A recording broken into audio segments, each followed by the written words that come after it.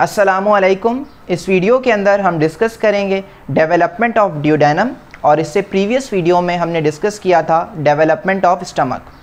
As you know, gut tube को embryologically हम 3 parts में डिवाइड करते हैं। ठीक है, ये मैंने गट ट्यूब को ड्रॉ किया है। तो गट ट्यूब को एम्ब्रियोलॉजिकली हम 3 पार्ट्स में डिवाइड करते हैं। ये रेड में फोर गट, ठीक है, उसके बाद ग्रीन में मैंने ड्रॉ किया मिड गट और नीचे ब्लू में हाइंड गट। तो एम्ब्रियोलॉजिकली ये गट ट्यूब को हमने 3 पार्ट्स में डिवाइड कर दिया, फोर गट में, मिड गट में और हाइंड गट में। तो जो हमारा ड्यूडेनम है वो ड्राइव होता है from the caudal part of the foregut और cranial part of the midgut. ठीक है, ये वाला जो पार्ट है फोर गट का जो नीचे वाला पार्ट है और मिड गट का क्रेनियल ऊपर वाला पार्ट, इस वाले एरिया से डेवलपमेंट होती है हमारे ड्यूडेनम की। और आपको पता है जो ड्यूडेनम है वो एक सी शेप स्ट्रक्चर होता है जिसके 4 पार्ट्स होते हैं। यहाँ पे मैंने ड्यूडेनम को ड्रॉ किया है। ये आपको पता है स्टमक है, ठीक है, स्टमक भी फोर गट से डेवलप हो रहा है, हमने लास्ट वीडियो में इसको डिस्कस किया था। तो ये स्टमक आ गया, ये हमारे पास यहाँ से ड्यूडेनम स्टार्ट हो गया। तो ड्यूडेनम के हमारे पास 4 पार्ट्स होते हैं। ये वाला जो ड्यूडेनम का फर्स्ट वाला पार्ट जिसे हम कहते हैं सुपीरियर पार्ट ड्यूडेनम का, ये ड्यूडेनम का सेकंड पार्ट जिसे हम कहते हैं डिसेंडिंग पार्ट ऑफ ड्यूडेनम। ठीक है, सुपीरियर पार्ट और डिसेंडिंग पार्ट ऑफ ड्यूडेनम। ठीक है, ये हमारे पास थर्ड पार्ट ऑफ ड्यूडेनम जिसे हम कह रहे हैं हॉरिजॉन्टल पार्ट है ड्यूडेनम का।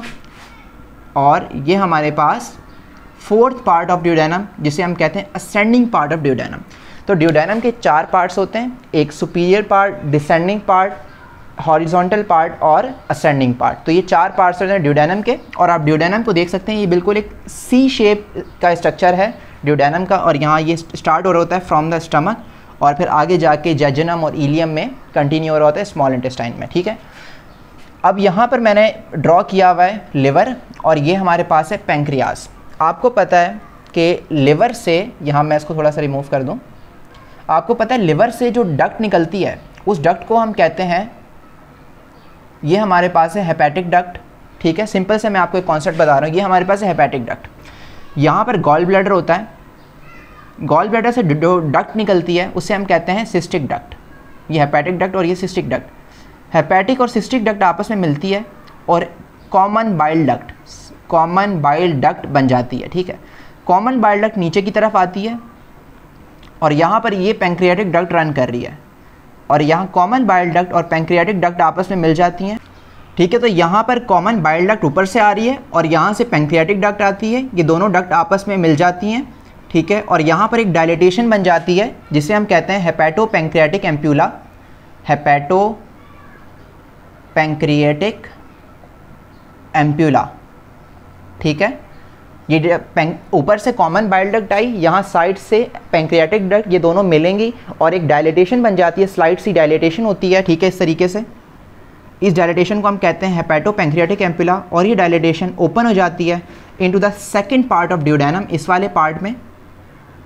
ठीक है, यहाँ पर ये ओपन हो जाता है हेपेटो पैंक्रियाटिक एम्प्यूला। ये जो ओपनिंग है inside the second part of duodenum, जहाँ पर पैंक्रियाटिक डक्ट और बाइल डक्ट आकर मिलकर ओपन हो रही हैं, इसको हम कहते हैं मेजर ड्यूडेनल पेपिला। ठीक है, मेजर ड्यूडेनल, ठीक है, पेपिला, इसे हम कहते हैं मेजर ड्यूडेनल पेपिला। अब मेजर ड्यूडेनल पेपिला से ऊपर वाला जो पोर्शन है, ये वाला जो पोर्शन है ड्यूडेनम का, ये ड्राइव होता है फ्रॉम द फोर गट। और मेजर ड्यूडेनल पेपिला से नीचे वाला जो पोर्शन है फोर गट का, ये ड्राइव होता है फ्रॉम दी मिड गट। ठीक है, आई होप यहाँ तक क्लियर है आपको। ठीक है, यहाँ से ड्राइव हो रहा है फ्रॉम द फोर गट और नीचे से ड्राइव हो रहा है फ्रॉम द मिड गट। आपको पता है जो हमारी गट ट्यूब होती है इनिशियली वो एक स्ट्रेट ट्यूब होती है जो कि midline of the foetus के अंदर प्रेजेंट होती है। ठीक है, मैं यहाँ ड्रॉ करके बता देता हूँ।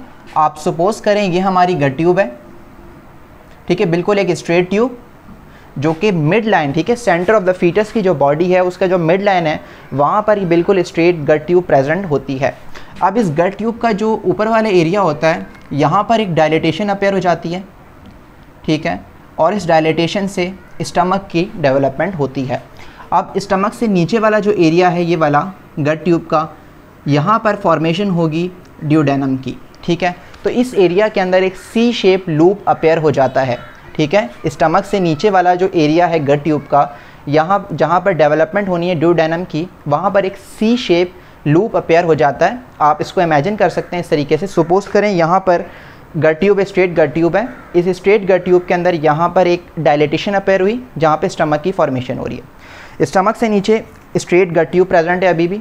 अब इस स्ट्रेट गट ट्यूब के अंदर वो वाला एरिया जहाँ पर ड्यूडेनम की फॉर्मेशन होनी होती है, वहाँ पर एक सी शेप लूप अपेयर हो जाता है इस तरीके से, ठीक है। आप साइड से देख सकते हैं ऐसे एक लूप अपेयर हो जाता है और इस तरीके से प्रेजेंट होता है लूप। वो ये जो कॉन्वेक्सिटी होती है लूप की वो एंटीरियर वेंट्रल साइड की तरफ होती है और जो कॉन्केविटी है लूप की वो डॉर्सल साइड या पोस्टीरियर साइड की तरफ होती है और इस लूप से फॉर्मेशन होती है ड्यूडेनम की, ठीक है, ड्यूडेनम की। तो आप देख सकते हैं जो ड्यूडेनम का जो वेंट्रल सरफेस है वो एंटीरियर एब्डोमिनल वॉल की तरफ है और जो ड्यूडेनम का डॉर्सल सरफेस है वो पोस्टीरियर एब्डोमिनल वॉल की तरफ होता है।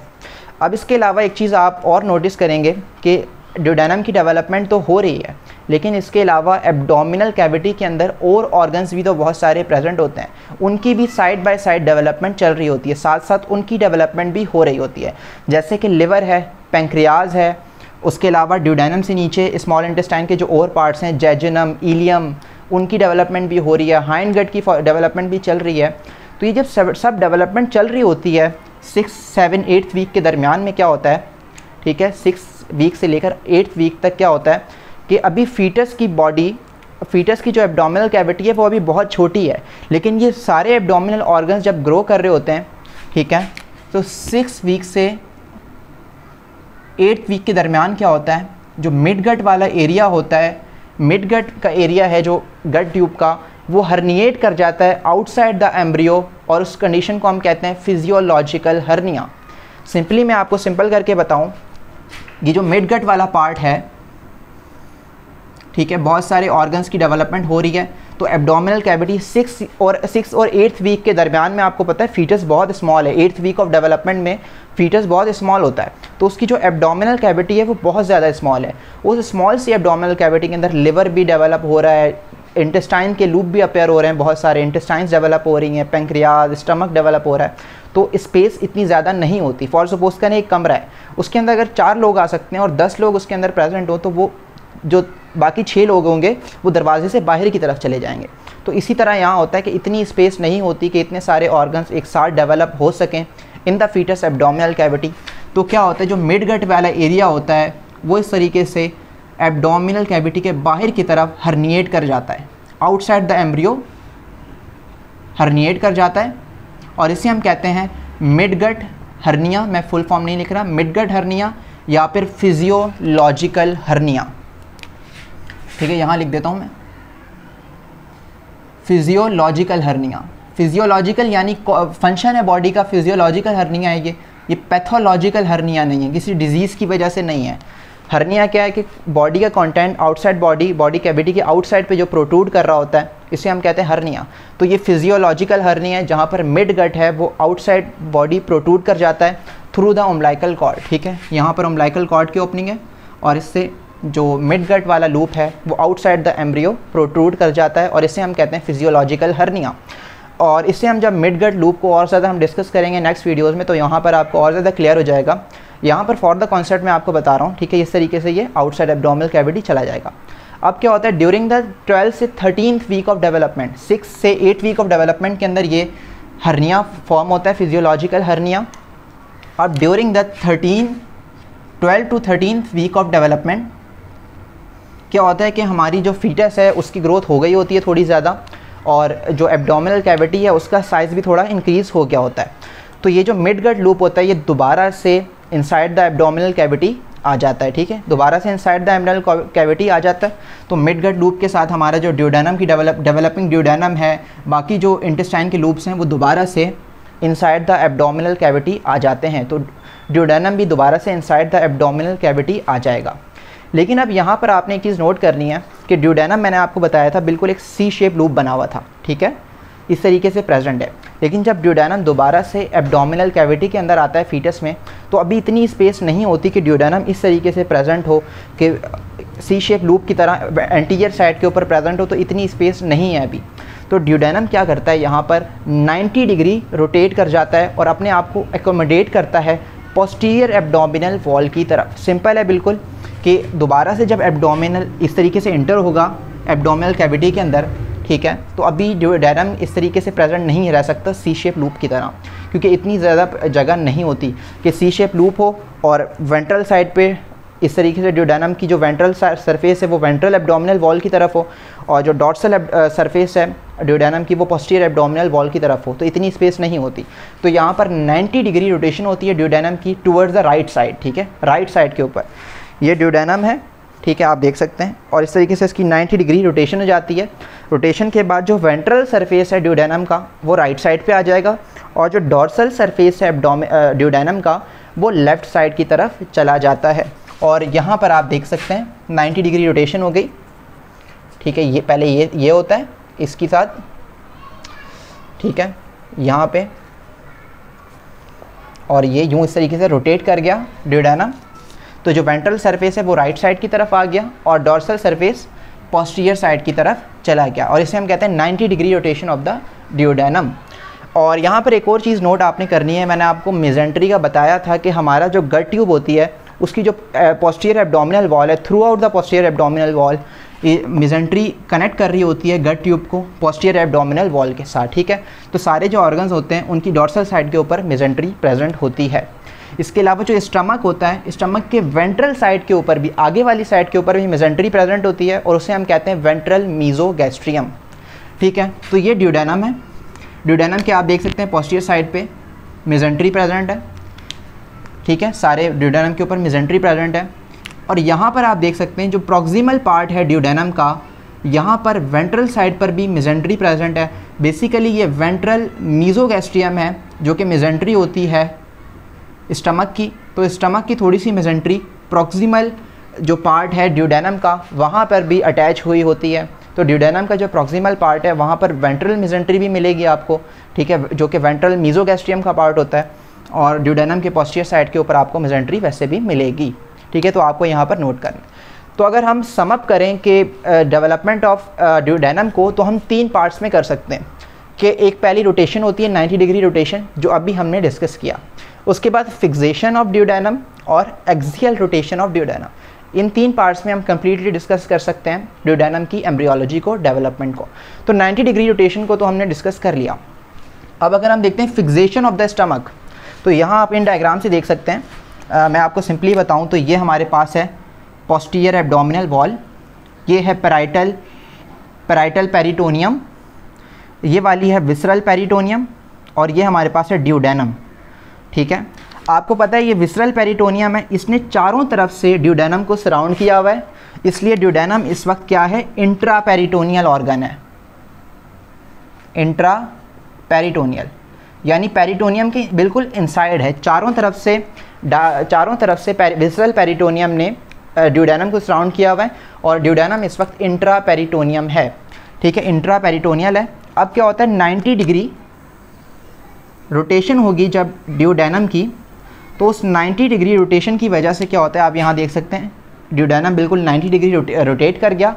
अब इस रोटेशन की वजह से क्या होता है, ये जो विसरल पेरिटोनियम है और ये पैराइटल पेरिटोनियम है, ये दोनों पेरिटोनियन आपस में मिल जाती हैं और फ्यूज़ हो जाती हैं। इस फ्यूजन के प्रोसेस को हम कहते हैं ज़ाइगोसिस, ZYGOSIS, ज़ाइगोसिस, ठीक है। 90 डिग्री रोटेशन के बाद जो विसरल पेरिटोनियम है जिसने सराउंड किया हुआ था ड्यूडेनम को, और जो पैराइटल पेरिटोनियम जो कि एब्डोमिनल वॉल को लाइन कर रही है, पोस्टीरियर एब्डोमिनल वॉल को, वो दोनों आपस में फ्यूज़ हो जाते हैं और इस प्रोसेस को हम कहते हैं ज़ाइगोसिस। ये फ्यूजन जो होती है थ्रू आउट द ड्यूडेनम होती है, but except the 2.5 proximal part, ठीक है, सॉरी 2.5 सेंटीमीटर जो प्रॉक्सिमल पार्ट है ड्यूडेनम का, वहाँ पर ये ज़ाइगोसिस का प्रोसेस नहीं होता, यानी फ्यूजन नहीं होती पेरिटोनियम की। तो 2.5 सेंटीमीटर का जो प्रॉक्सिमल पार्ट है ड्यूडेनम का वो इंट्रा पेरिटोनियल ही रहता है, बाकी जितना भी पार्ट होता है ड्यूडेनम का वो रेट्रो पेरिटोनियल बन जाता है। वो कैसे, ये फ्यूजन हो गई। इस फ्यूजन के बाद क्या हो रहा है, ये जो विसरल पेरिटोनियम है ये सिर्फ एंटीरियर साइड के ऊपर प्रेजेंट है, चारों तरफ से इसने जो ड्यूडेनम है उसको सराउंड नहीं किया हुआ, तो इस ऑर्गन को अब हम कहेंगे रेट्रो पेरिटोनियल, ठीक है, रेट्रो यानी पोस्टीरियर, तो पेरिटोनियम से पीछे की तरफ, तो रेट्रोपेरिटोनियल ड्यूडेनम बन गई और ये हमारे पास है पोस्टीरियर एब्डोमिनल वॉल। तो इंट्रा पेरिटोनियल ऑर्गन्स होते हैं वो मूवेबल होते हैं, वो मूव कर सकते हैं इनसाइड द एब्डोमिनल कैविटी, लेकिन जो रेट्रोपेरिटोनियल होते हैं वो इनसाइड एब्डोमिनल कैविटी मूव नहीं कर सकते। ठीक है, तो यहाँ तक हमारे पास है। इस प्रोसेस को हम कहते हैं फिक्सेशन, यानी कि जो हमारे पास ड्यूडेनम है वो फिक्स हो जाती है जाकर पोस्टीरियर एब्डोमिनल वॉल की तरफ। अब तीसरी चीज़ है हमारे पास एक्सियल रोटेशन। एक्सियल रोटेशन क्या है कि अगर मैं सिंपली आपको बताऊं, second part of the duodenum, ये ड्यूडेनम का पहला पार्ट, ये सेकंड पार्ट, ये थर्ड पार्ट और ये ऊपर की तरफ fourth part. Second part of duodenum के अंदर 3 बर्ड्स अराइज होती हैं। ठीक है, 3 बर्ड्स अराइज होती हैं। ये जो पहली बर्ड है इसे हम कहते हैं लिवर बर्ड। इस लिवर बर्ड से लिवर की फॉर्मेशन होती है और ये कहाँ से अराइज हो रही है? From the second part of the duodenum से। ये वाली जो बर्ड है ये वेंट्रल साइड है। ठीक है, इसे हम कहते हैं वेंट्रल पैंक्रियाटिक बर्ड। ठीक है, वेंट्रल पैंक्रियाटिक बर्ड। और जो ये पोस्टीरियर साइड के ऊपर, डॉर्सल साइड के ऊपर जो बर्ड प्रेजेंट है इसे हम कहते हैं डॉर्सल पैंक्रियाटिक बर्ड। तो 3 बर्ड्स अराइज होती हैं। यहाँ से तो लिवर की फॉर्मेशन हो जाएगी। अब क्या होता है कि एक पैंक्रियाटिक बर्ड लेफ्ट साइड के ऊपर है इस तरीके से, इस तरफ, क्योंकि आपको पता है जो वेंट्रल पैंक्रियाटिक बर्ड होगी after the 90 degree rotation ventral pancreatic bird right side पे आ जाएगी और जो डॉर्सल पैंक्रियाटिक बर्ड है वो लेफ्ट साइड पे आ जाएगी। तो ventral pancreatic bird right side के ऊपर प्रेजेंट है, dorsal pancreatic bird left side के अंदर प्रेजेंट है। तो लेकिन हमें इन दोनों को आपस में फ्यूज़ कराना है ताकि पैंक्रियाज की डेवलपमेंट स्टार्ट हो।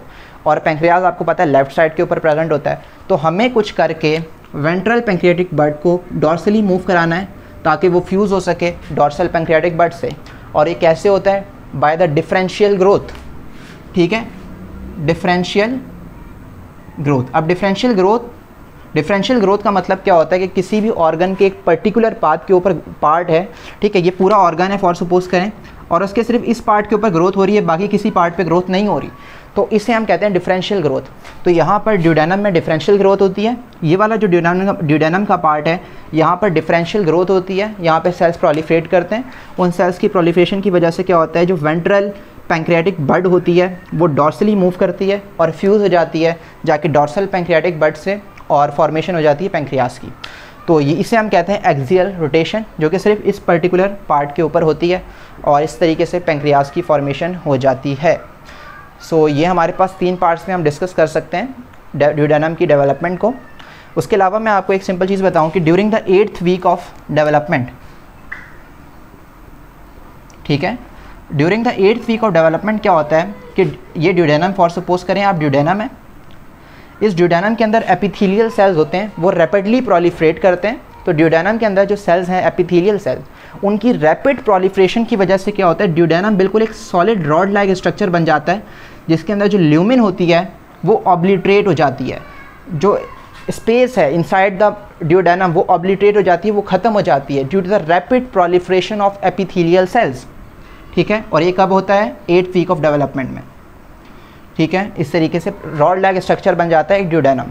अब during the 3rd month of embryonic life, ठीक है, 3rd month of embryonic life के अंदर क्या होता है, ड्यूडेनम के अंदर रीकैनालाइजेशन होती है, दोबारा से ल्यूमिन अपीयर हो जाता है और ये जो एपिथेलियल सेल्स होते हैं ये डिसअपीयर हो जाते हैं, तो रीकैनालाइजेशन हो जाती है। लेकिन फॉर सपोज करें आपके रीकैनालाइजेशन नहीं हो तो उसके अंदर हमारे पास कंजेनाइटल एनोमलीज आती हैं ड्यूडेनम की, और वो 2 हमारे पास अपीयर होती हैं। पहली जो कंजेनाइटल एनोमली होती है ड्यूडेनम की, उसे हम कहते हैं ड्यूडेनल स्टेनोसिस। स्टेनोसिस का सिंपल मतलब है कि नैरोइंग, ठीक है, कहीं से किसी चीज़ का पतला हो जाना। तो ड्यूडेनल स्टेनोसिस में क्या होता है कि पार्शल यानी कि आधी ऑक्लूजन हो जाती है ड्यूडेनम की, partial occlusion of the duodenum. आप यहाँ पे देखें ये ड्यूडेनम है, ये बिल्कुल सही है। यहाँ पे क्या हुआ कि ड्यूडेनम का ये वाला जो पार्ट है ये काफ़ी नैरो हो गया है, तो यहाँ पर पार्शियल ऑक्लूजन हो चुकी है। और ये क्यों हुई है?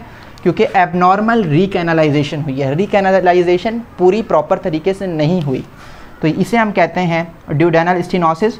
और ये कॉमनली होता है 3rd और 4th पार्ट ऑफ ड्यूडेनम के ऊपर कॉमनली ये अपीयर होता है। और इस स्टेनोसिस के अंदर क्या होता है कि बेबी की बर्थ के कुछ 1-2 दिन में उसको वॉमिटिंग स्टार्ट हो जाती है, और उस वॉमिटिंग के अंदर बाइल भी प्रेजेंट होता है, क्योंकि यहाँ से बाइल भी यहाँ पर आ रहा है और स्टेनोसिस नीचे है, डिस्टल टू द बाइल है, ठीक है, बाइल की ओपनिंग से डिस्टल है स्टेनोसिस। तो जब वॉमिटिंग होगी तो उसके अंदर बाइल भी प्रेजेंट होगा, एक प्रोजेक्टाइल वॉमिटिंग होगी, तो ये वॉमिटिंग हमें मिल जाएगी स्टेनोसिस के अंदर, और इसे हम सर्जिकली ट्रीट करते हैं। उसके बाद है ड्यूडेनल एट्रेशिया। एट्रेशिया का मतलब है पूरी तरीके से ऑक्लूजन हो जाए। स्टेनोसिस हमने कहा कि पार्शियल ऑक्लूजन, आधी ऑक्लूजन थी। एट्रेशिया यानी कि पूरी तरीके से ऑक्लूजन हो जाएगा ड्यूडेनम की, उसे हम कहते हैं ड्यूडेनल एट्रेशिया। यहाँ मैंने ड्रॉ किया, देखें ये बिल्कुल यहाँ पर ड्यूडेनम, और ये इस जगह पर बिल्कुल ऑक्लूजन है, यहाँ से आगे कोई भी फूड पास हो ही नहीं सकता, तो इसे हम कहते हैं ड्यूडेनल एट्रेशिया। और ये भी होती है due to the abnormal recanalization of the duodenum, ठीक है, एबनॉर्मल रीकैनलाइजेशन की वजह से। और इसके अंदर भी क्या होता है, और ये जो कॉमनली होता है at the second part of duodenum के अंदर, ये कॉमनली होता है ड्यूडेनल एट्रेशिया। इसके अंदर भी अगर वॉमिटिंग के अंदर बाइल प्रेजेंट होगा, अगर डिस्टल है, बाइल की ओपनिंग से डिस्टल अगर एट्रेशिया है तो बाइल प्रेजेंट होगा इन द वॉमिटिंग, ठीक है। तो ये हमारे पास ड्यूडेनल एट्रेशिया आ गया। ड्यूडेनल एट्रेशिया के अंदर हमारे पास पॉलीहाइड्रोएमनियोस भी हमें मिलेगा।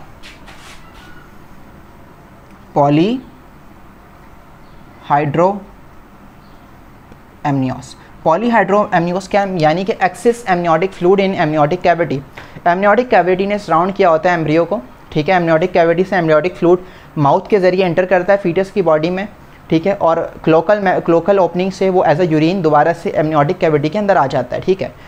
लेकिन क्या होता है जब एट्रेशिया हो जाता है तो जो फ्लूइड जा रहा होता है इनसाइड द फीटस वो एब्जॉर्ब नहीं होता, ठीक है, क्योंकि आगे जाने की जगह ही नहीं होती, तो वो एब्जॉर्ब नहीं होता, जिसकी वजह से जो एमनियोटिक कैविटी के अंदर एक्सेस एमनियोटिक फ्लूइड प्रेजेंट होता है, और उसे हम कहते हैं पॉलीहाइड्रोएमनियोस। ड्यूडेनल एट्रेशिया को हम प्लेन रेडियोग्राफ या फिर अल्ट्रासाउंड स्कैन के अंदर डायग्नोस कर सकते हैं by the help of double bubble sign. अब डबल बबल साइन क्या है, बेसिकली मैंने आपको बताया कि यहाँ पे ये स्टमक है, फूड यहाँ पर स्टमक के अंदर आएगा, ठीक है, ये फूड प्रेजेंट है, और यहाँ पर फूड यहाँ पर आया, लेकिन यहाँ पर क्या है, कंप्लीट ऑक्लूजन है, ठीक है, यहाँ से फूड आगे नहीं जा सकता। तो एक तो डायलेटेशन ये हो गई स्टमक की। यहाँ पर क्या होता है कि यहाँ पे जो हमारे पास ड्यूडेनम होती है, ये ड्यूडेनम भी यहाँ पर इस तरीके से डायलेट हो जाती है, क्योंकि यहाँ पर फूड प्रेजेंट होता है और यहाँ से आगे फूड नहीं जा सकता, क्योंकि आगे ऑक्लूजन है, आगे ड्यूडेनल एट्रेशिया है। तो डबल बबल साइन अपेयर होता है इन द प्लेन रेडियोग्राफ या फिर अल्ट्रासाउंड स्कैन के अंदर, ठीक है। दो बबल्स अपेयर होते हैं, एक यहाँ पर बबल है जिसके अंदर फूड प्रेजेंट है स्टमक का, और आगे डायलिटेशन है, ये जो बबल अपेयर होता है जो कि डायलिटेशन है ड्यूडेनम की एट्रेशिया की वजह से। तो डबल बबल साइन, ठीक है, डबल बबल, ठीक है, दो बबल्स बनते हैं प्लेन रेडियोग्राफ या फिर अल्ट्रासाउंड स्कैन में। तो डबल बबल साइन अपेयर होता है in the duodenal atresia. So I hope अभी यहाँ तक तो हमने सारी क्लियर कर ली है, सारी डेवलपमेंट ऑफ ड्यूडेनम को हमने डिस्कस कर लिया। इन द लास्ट में ब्लड सप्लाई को बता देता हूँ, तो ब्लड सप्लाई को मैं यहाँ पे लिख देता हूँ।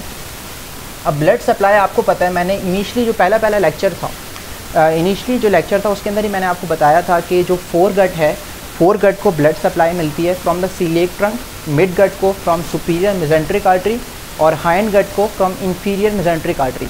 अब ड्यूडेनम की डेवलपमेंट होती है from the foregut as well as from mid gut.